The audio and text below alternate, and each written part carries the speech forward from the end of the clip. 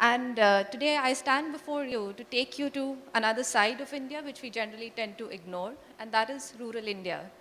When any one of us imagines rural India, we typically picture something like this. Well, not exactly this, but something like this. It's a picture that speaks of poverty. It's a picture that speaks of things being stuck in the past. But today, if I were to tell you that rural India, on an average, looks more like this, rural India has evolved, lifestyles have evolved, and people are now consuming goods and products that are more aspirational, that are more entertaining, and then just better our quality of lives. To give some numbers, 38% of households in rural India, I'm totally disregarding urban India here, own televisions. Mobile telephony is a story that we are all well aware of.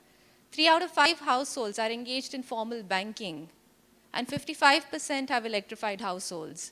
These figures do not absolve us of our responsibility towards equity and progress, but they at least tell us that yes, some progress is underway. Of course, not fast enough, but it is underway. And it is our responsibility to ensure that it spreads across sectors like health, education, all of that. Yet, there is one aspect of rural life that has pretty much remained unchanged, and that is this. 87% of India cooks like this. Constructed something using biomass, firewood, crop waste, agro waste, all of that. Cow dung also, as you can see. And these are really, really bad. These are really, really bad. The smoke emanating from indoor open fires or traditional mud stoves, as you know them, are responsible for over 8 lakh premature deaths amongst our women and children every year. These are the number one health risk factor for India. And why does that happen? Because they don't burn fuel efficiently. They emit noxious fumes, they consume too much wood. They're one of the most significant contributors to climate change as well. And yet, it's not a problem that's a power plant or a grid to get electricity to villages. You just need to change this real simple thing. The obvious answers that come to mind when you want to replace this with a better practice is, well, thinking about getting LPG access or other modern fuels like electricity, kerosene. But if you think about it, look at it, it's not possible in the next 10, 15 years that we would be able to make these modern fuels available and affordable for bulk of our population. But there is something that we can do. We can make these fires more efficient. And that's not a complex thing to do at all. That's not even close to rocket science. That analogy would be wrong by itself. You just need to design a simple combustion device that burns the same fuel, which people easily have access to, but burns it more cleanly, does not emit carbon monoxide and all the nonsense gases that come out of these fires, and will get it to people. So we went ahead and we did exactly that. We developed what is known as the Greenway Smart Stove. It does some things, it's good. And along the way, we realized that we were not the only people trying to do this. We were perhaps the 100th set of people in the last 30, 40 years who had attempted to design an efficient biomass fire stove, a clean cook stove as they call it, and launch it in the market. And yet, none of these had taken off. Even today, the penetration of such devices in India is less than 1%. And less than 1% in a market size, which is about 160 million households, which is huge, which is bigger than the market size of perhaps any other product category you can imagine. But why hadn't these taken off? We didn't know. This one has. And I say that because it sells. People find it purchase worthy. My name is Neha Juneja, and I'm one of the co-founders of Greenway Grameen Infra, where we design and market products for rural consumers. And I'm not going to tell you any more about the problem or this product, but rather a product development approach that we think worked for us. And these are essentially a few lessons in good judgment. And as we all know, good judgment is the result of experience, which is often the result of bad judgment. And that is what happened with us. Before this, I had 2 other startups. And this is the third one. And as you would have imagined by now, the first 2 weren't exactly successful. To give you a very brief snapshot of what they were, good-looking team. The first one was supposed to be India's first website that gave retail investors live quotes of derivatives, futures, options, you know all of that. And the second one was supposed to be a climate change and renewable energy consultancy. Good learning experiences, failures, well, at least they could not scale. And amongst a whole range of, and these were not bad ideas. They were trying to solve statistically large, well-established problems. There was a clear market. There was a clear need for an offering, but well, somehow things didn't quite work. And amongst a whole range of reasons why things did not work, the most prominent, dominant one was the fact that in both cases, we were trying to solve problems we never had first-hand exposure to. We were making a derivatives portal. None of us had even invested. None of us had even seen money. So that was a strange thing to do. So in a sense, there was not adequate consumer value that we were providing. Of course, the business did make some money, lost more money than it made, and all of that happened. So we said to ourselves that, look, now we've identified this opportunity of doing cook stoves. Let's not do what we have been doing till now. And this is, but yet again, we were trying to solve a problem we had no first-hand exposure to. These were not our own problems. They say need is the mother of invention, but we personally had not had that need. So what do you do? And this is a situation that a lot of us find ourselves in.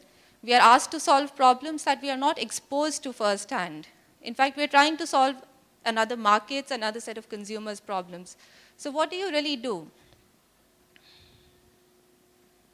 We had no idea. So we said that let's think about it. For a while, let's just sit together and think about it. Let's review and assess what we know and assess what we don't know. So we asked ourselves, do we understand the technology side of it? Do we understand combustion, aerodynamics, production, manufacturing, all of that? And well, more or less we do, not so bad.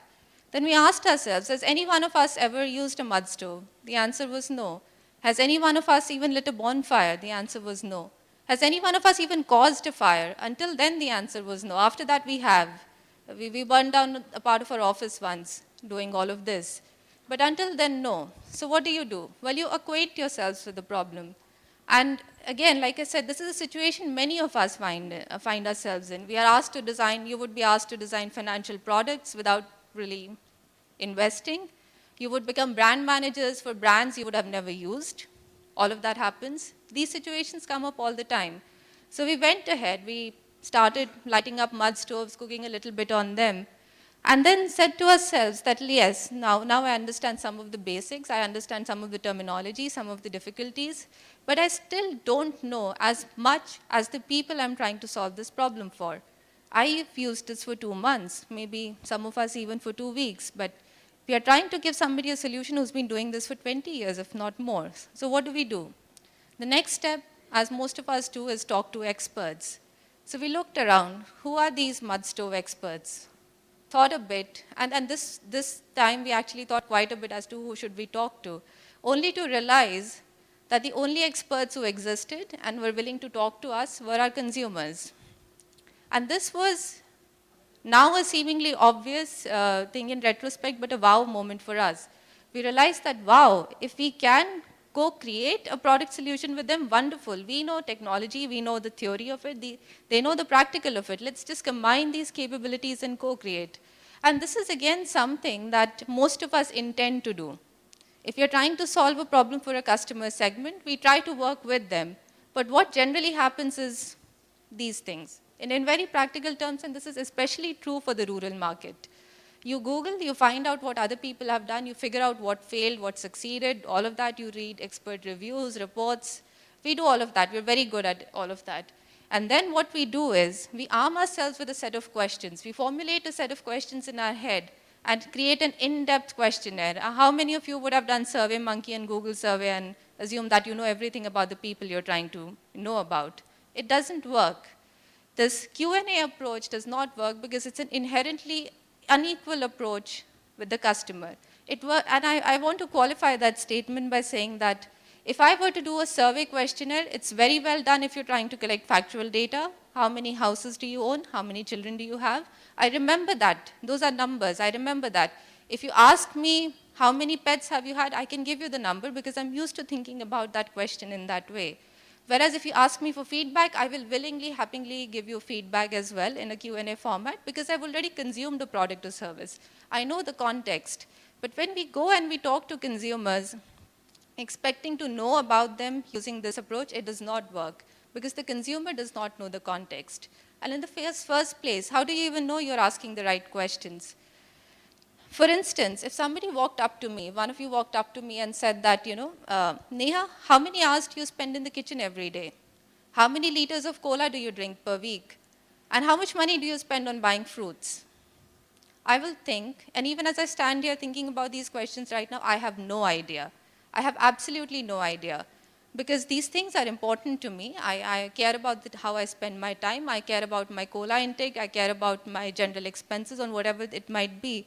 But I'm not used to thinking about these problems in this way. On the other hand, if you walked up to me and said that, I'm trying to make this fruit cola mocktail that you can make in your own kitchen, can you tell me a little bit about what you think about it? And how do you spend your day? Can this fit into your day somehow? I will apply my mind. I will start thinking about this problem the way my mind is used to thinking about them. And I will be able to tell you accurately that, yes, I spend these many hours in the kitchen on an average. This is how much I spent on fruit last week, and these are the number of Coke bottles I consumed last week. I would be able to tell you. So the point that I'm trying to make is that when you interact with consumers, the people whose problem you're trying to solve and possibly make a reputation and money out of it, you need to think the way they think. You need to understand the way they think, and you need to communicate to them that you are thinking something like this. And typically in such design endeavors, we are not honest with our consumers. We ask them, कितनी लकड़ी जलाते हैं आप दिन में? कितनी बार खाना बनाते हैं? कितने लोगों के लिए खाना बनाते हैं? It doesn't work like that. And so we said that, okay, we have been making this mistake in 2 past businesses. We've almost killed 3 years of our lives doing that. Let's not do this again. Let's be open and transparent with our consumers. And we did that. So we would typically go to a customer, say, madam, I'm so-and-so, and I want to make the nicest, best biomass cook stove in the world, which I hope you will buy from me. And ask just one question. And that question would be, we did a lot of things, a lot of not so smart and some smart things. But what this taught us was that if you think together with the consumer, you come up with a better solution. And a solution, for example, if you're designing a truck, you don't want to design, do you know whether you want to design a truck for the highest efficiency, highest loading capacity, best speed, highest speed, and all of that? You don't know that. But your customers know that.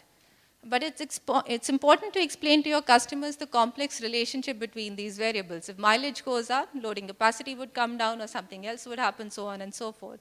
In a typical Q&A format which we tend to take, we tend to do this in our lives also. We expect to ask, how are you, and get an answer.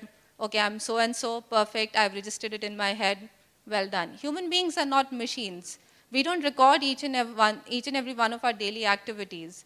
You need to have a conversation with me. And in such conversations tell you that, okay, I'm willing to compromise on mileage to some extent. If the loading capacity has to be at least this much, I can compromise on the size of the stove if the portability is still maintained.